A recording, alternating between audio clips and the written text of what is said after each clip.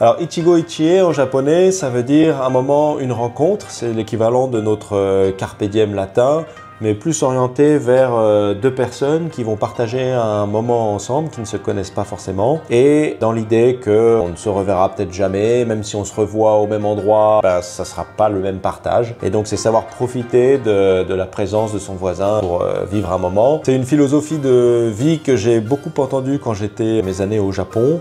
En vadrouille, et à force de l'entendre après plusieurs rencontres, j'ai trouvé que c'était une très belle phrase et que ça décrirait bien ce que je souhaitais apporter aux Français dans une expérience de ramen, une découverte, profiter d'un moment unique. Voilà. Ce qu'on a voulu mettre en avant dès la recherche du local, c'est la chance de pouvoir manger à un comptoir ces ramen comme on le ferait au Japon. Même si je sais que les Français aiment bien les banquettes et les tablés, il fallait pouvoir avoir les deux, découvrir ce que c'est que manger son petit ramen tout seul ou à deux, l'un à côté de l'autre sur un comptoir, ou être avec une grande tablée d'amis. Avoir un comptoir, c'était la chance de pouvoir découvrir la culture du ramen comme on peut la vivre au Japon. Je suis né à Saint-Malo, j'ai grandi entre la Bretagne et la Normandie, j'ai fait mes études à Rennes et je suis parti quelques années au Canada travailler dans l'aéronautique. J'ai eu envie d'une nouvelle expérience d'immigration et de vie et donc je suis parti en 2016 au Japon en sac à dos avec l'idée d'y passer un an pour me perdre. Et là-bas je suis tombé sur les ramen qui a été un coup de foudre immédiat. Et donc à travers mes pérégrinations autour du Japon, j'ai pu découvrir des centaines de restaurants de ramen différents avec des spécialités régionales, ce qui m'a passionné. Et au cours de la deuxième année au Japon, je suis tombé nez à nez avec Toru, mon associé, qui est un chef ramen qui a sympathisé très rapidement avec moi, la beauté du saké, et on a décidé de travailler ensemble. Il m'a formé pendant un an sur la théorie et la pratique de comment confectionner ses propres ramen. Et une fois que j'avais défini mes recettes, je suis rentré en France pour ouvrir Ichigo Ichie en 2020. Alors une journée type à Ichigo, disons qu'il y a beaucoup de travail, donc une journée type ne représente pas la journée que d'une personne, mais de plusieurs personnes qui vont se partager des tâches tout au long de la journée. Elle commence à 8 h du matin où on démarre les bouillons, porc et poulet ou légumes en fonction des journées.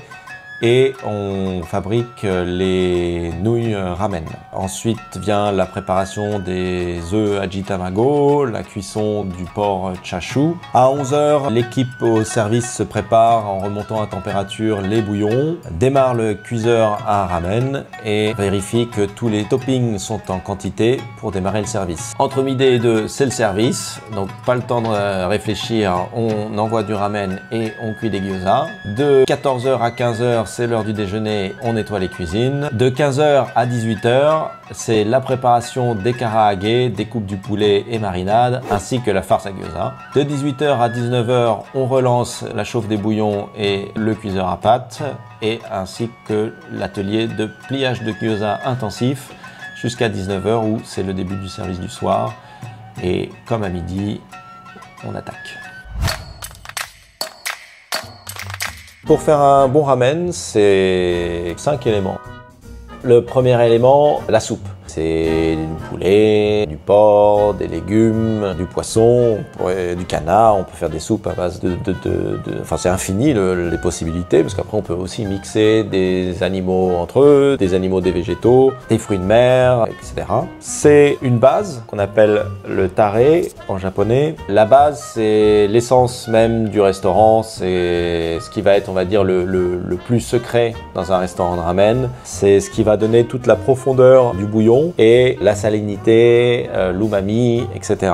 Et donc ça, on peut avoir pareil plusieurs tares différents. Il peut y avoir soja, on appelle ça un shoyu, un shio, c'est du sel, différents sels souvent, miso. Et enfin, pour compléter le troisième élément qui va faire le bouillon, c'est une huile parfumée. On peut avoir de l'huile d'ail, de l'huile de poireau, de l'huile de poulet, de l'huile d'olive, même si on aimerait faire un ramen à l'italienne. Donc ces trois éléments forment le bouillon.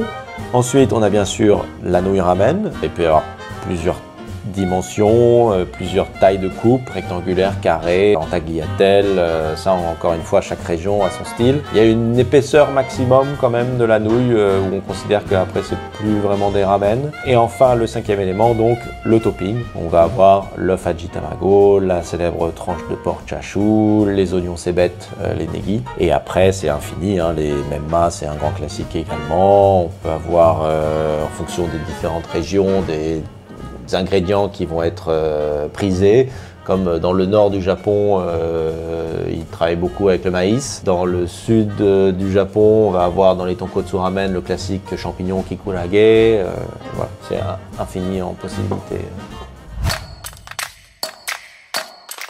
Après 5 ans, je suis extrêmement fier de tout ce qu'on a réussi à faire et où on est arrivé aujourd'hui. Alors bien sûr, toute l'année c'est beaucoup d'efforts, beaucoup de travail, une équipe qui se donne à fond. Mais quand on a le remerciement d'un client ou un bon mot suite au repas, ça vaut tous les efforts qu'on donne au quotidien. Donc merci de venir aussi nombreux.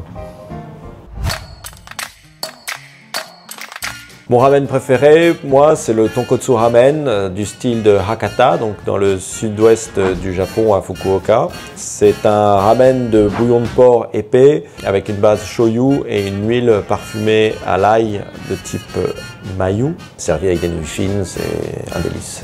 C'est notre ramen signature chez Ichigo Ichie. Et après la combinaison gagnante, personnellement, tonkotsu ramen, 3 gyoza et un petit demi de kirin. Et on est bien.